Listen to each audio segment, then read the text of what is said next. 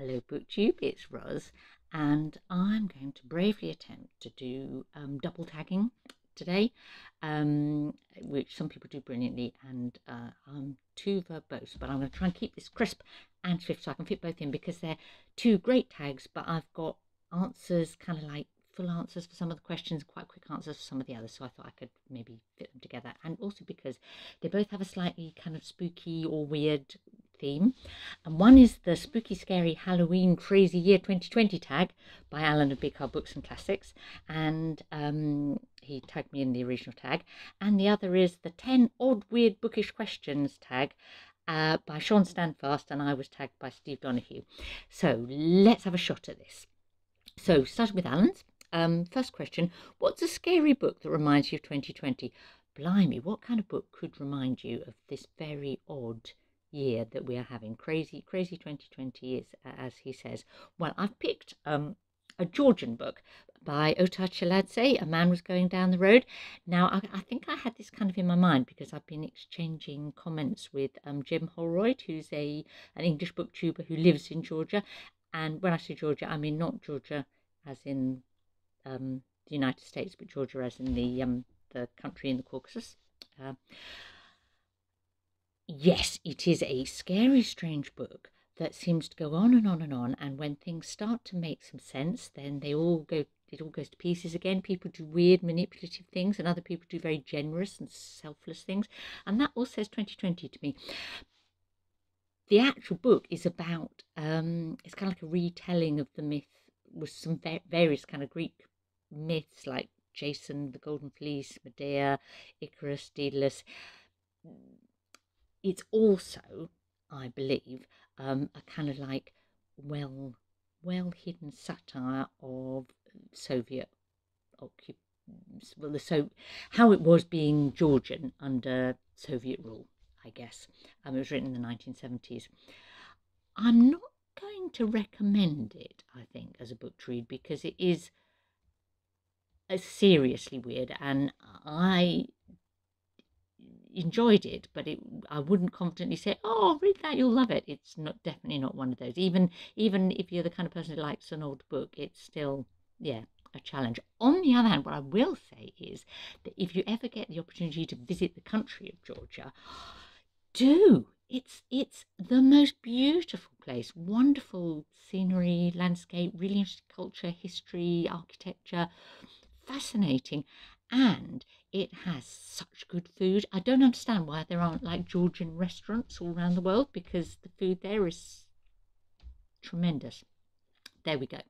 Question number 2. What's a new scary spooky novel you want to read in 2021?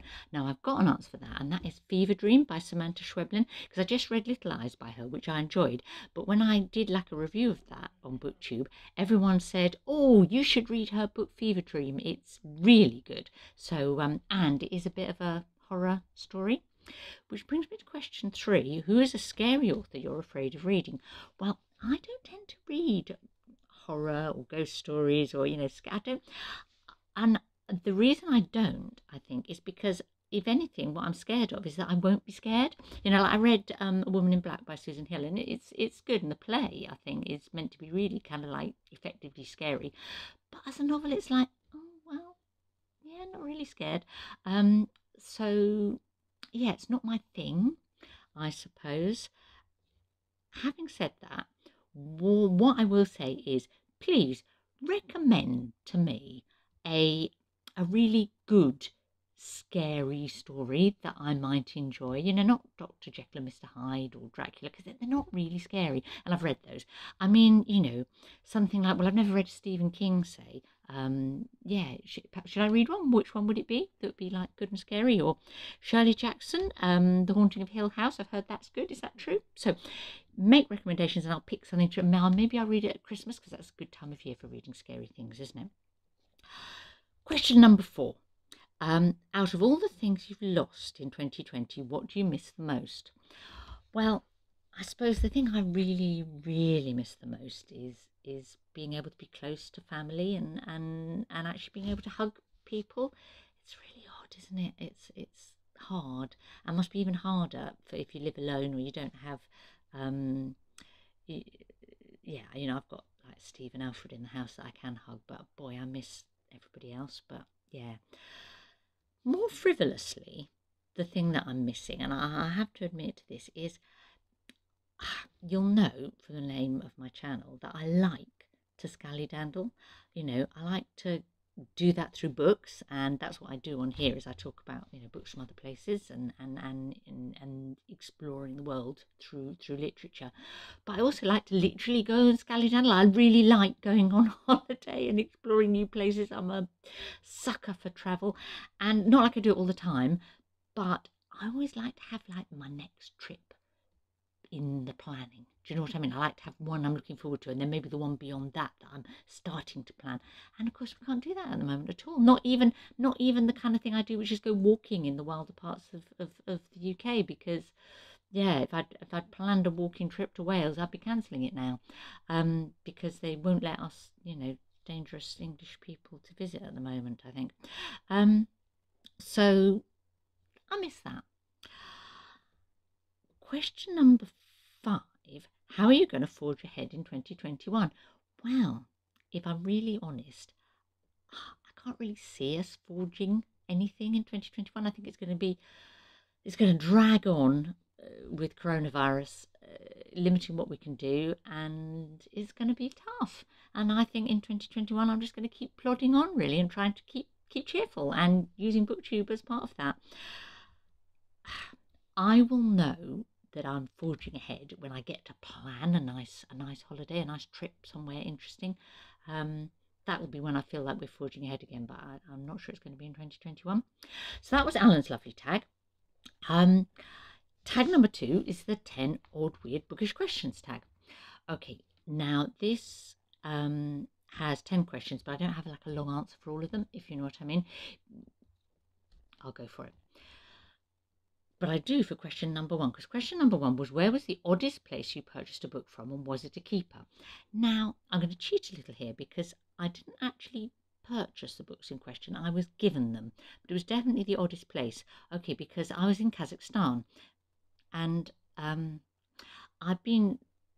I was travelling with my mother, who was in her early 70s at that point, and we were doing a sort of Silk Road trip. It was brilliant. It was wonderful. We'd been to all these glorious places. Then she got pneumonia, and so we got stuck in Kazakhstan, and the rest of the party went on over the Cra-Cra-Crazy mountains into China, and we were left behind in Alma-Ata, or Almaty it's called now, with her in hospital, and with nowhere to go, and it was tricky.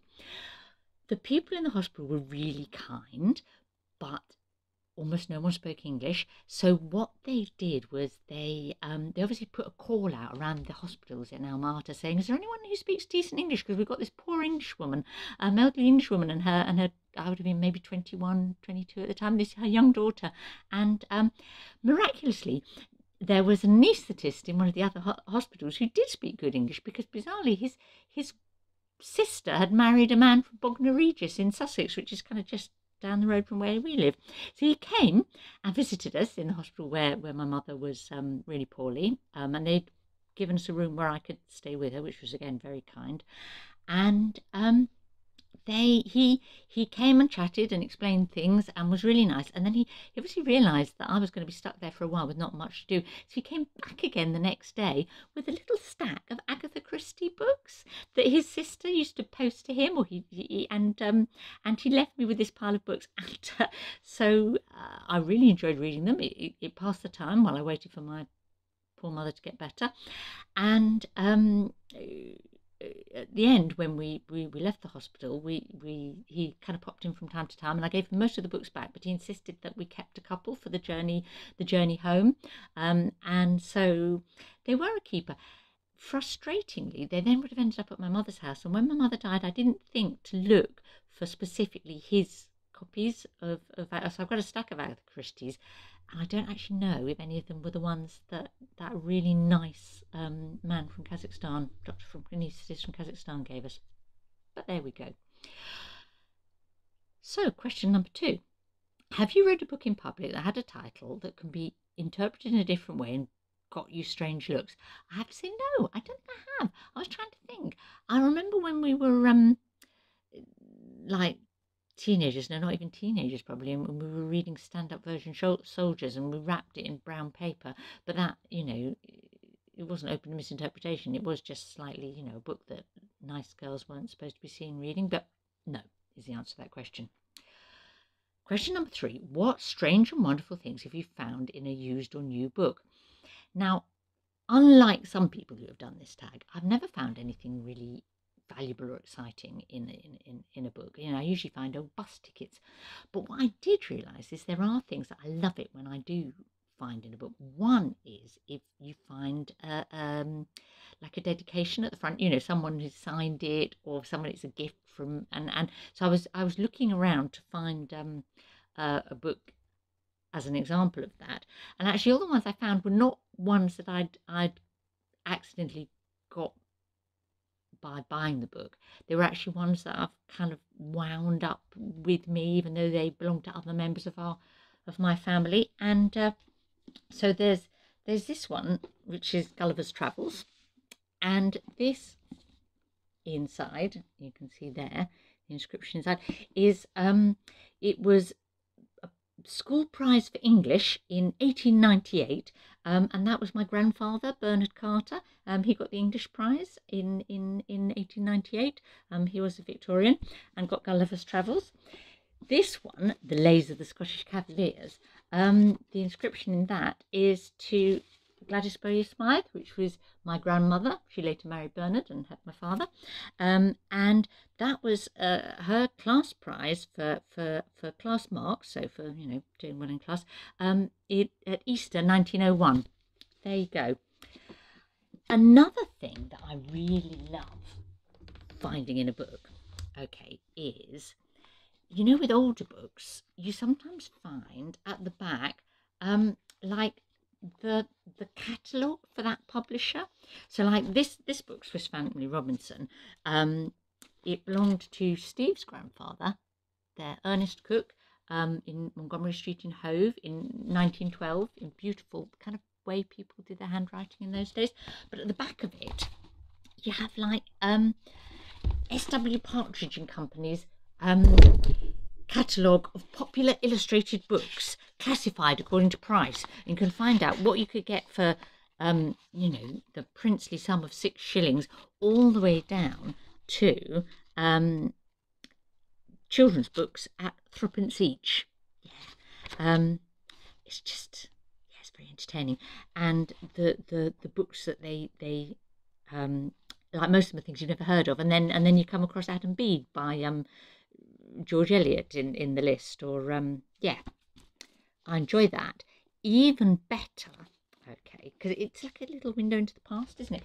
Even better is when you find something like this. So this book, Family Troubles, belonged to my grandmother, Hilda Goodchild she was when she had it. So it's a book from 1890. She was born in 1892, but it was her book. But look at what's on the back of that. So it's a lovely book with illustrations. But at the back, it's got an advert on the back cover for Kappa Son and Co. Tailors, riding habit makers, and juvenile outfitters. Yeah, and look at the juvenile outfits that you could buy from Kappa and Son of Gracechurch Street in London in 1890. That's the kind of thing I like to find in a book. Question number 4. Is smelling a book weird to you, or a normal part of book buying or reading? Definitely weird, without a doubt. Why on earth would you smell a book when you buy it? No, very strange. Question number 5. Do you have an odd, weird book buying, reading or collecting habit? Well, I don't have anything that I think is odd, but I have to say that people endlessly tell me that my habit of reading whilst walking is odd or even dangerous. But I don't know what they're thinking of, and I completely disagree. Question number 6. What is the oddest comment you've received after telling someone you are a book collector or a book reader? Now, as I say, I read when I walk, and I read on public transport and so on. And one thing that happens sometimes is someone will see what you're reading and they'll say, "Oh, I've read that." And then they might say, "Oh, if you enjoy that, you might like this, have you read this? And suggest something, and that's lovely. And we do it all the time on BookTube, don't we? But what I find odd is when people do that thing where they discover you're a reader, they see you reading, or they're talking to you about reading, and then they say, oh, tell me what I should read next. And I think, well, unless you want to sit down with me for the next, like, 3 or 4 hours and tell me all about your tastes and what you've read before and what kind of person you are, no, I can't tell you what to read next, because we're all so different. There we go. Question number 7. Describe a strange encounter at a bookshop, either the bookseller or a customer. Okay, well, earlier this year, just before coronavirus really hit the UK in a bad way, Matilda and I went to a book signing for the launch of The Mirror and the Light by Hilary Mantel, the third part of her Thomas Cromwell trilogy. And it was like publication night. It was a big event, Waterstones in London, Oxford Street or Piccadilly, I can't remember. We bought tickets, all good. So we get there, and the person in front of us in the queue was the most grumpy woman you had ever met. And she was outraged. She'd obviously never been to a book signing before. She was outraged. She said, well, I bought my ticket and it said 8 o'clock, so why am I queuing? Why do they sell you tickets with a time on them if you're going to have to wait? Okay, so we were queuing outside, then we go in, and they made a real effort. They got a lutenist playing, all very kind of Tudor. They had actors standing there reading bits from the trilogy. It was all lovely. But we did have to queue for an hour, because of course you do, because you're waiting while poor old Hilary Mantel is madly scribbling and smiling and saying a kind word to 200 people. Oh, she stomped and she humphed. We all had our copy of the book that we were given as we came in. She kept thumping it down on tables and bookshelves. Her friends who had been there ahead of her or were maybe involved in organising, they kept coming to try and placate her. They even brought her a glass of wine to try and cheer her up. It was so ridiculous that Tilda and I and other people kept exchanging glances, and in the end I couldn't help but start laughing at her, which of course didn't help. It was the most bizarre experience, really, honestly. She just had such a sense of entitlement. She felt, that it was outrageous that she should have to queue. There you go. Question number 8. Is it weird to pass a bookshop when you're out and not enter? Well, indeed it is. I mean, obviously not at the moment, because you might not want to go into a busy bookshop because of coronavirus, but generally, no, of course you never, as a reader, you never just walk past a new bookshop that you review in a new place. Obviously you go in. Now, I do actually have a bookshop literally at the end of my road, which I will talk about in answer to the next question. But even that I go past, almost whenever I leave the house. I always have to look in the window or look at the boxes outside, just in case you've got something new and exciting in. What an odd person you would be if you didn't. Question number 9. Are you drawn to weird or odd little dingy out of the way bookshops, or do you prefer tidy shops? Definitely odd little dingy, weird, out of the way bookshops. That's my kind of place. If you want it to be dusty, you want it to have dark corners, you want books piled up in stacks. Yeah, of course, yeah, it's the best, isn't it? Because you feel you might discover something or get a bargain, or at least you have the fun of sort of hunting around in it. And I'm so lucky because I have a bookshop just like that, I say, literally at the end of my street. It's like 2 minutes walk from my house, and they attempt to sort things into some sort of order. There's like poetry over there and classics and novels and children, but most of the books are just in like piles, chaotic piles. I love it dearly. That's Savoury Books at Five Ways. There we go, in Brighton. Last question number 10. Books can come in odd shapes and sizes. What is the oddest shaped book you have come across? And this one threw me completely, because I think I only come across books that are book-shaped. So I'm looking forward to other people's answers to find out what I've been missing. And I'm going to tag 3 people. I'm going to tag Tilly, because I always do. She won't do it, but hey, why not? I'm going to tag Jim Holroyd, who is the booktuber in Georgia that I exchange messages with, and I'm going to tag Alan of Book Hard Books and Classics, not for his own tag, but for the other one, because I always tag Alan. So there we go. But if anyone else fancies a go, please do.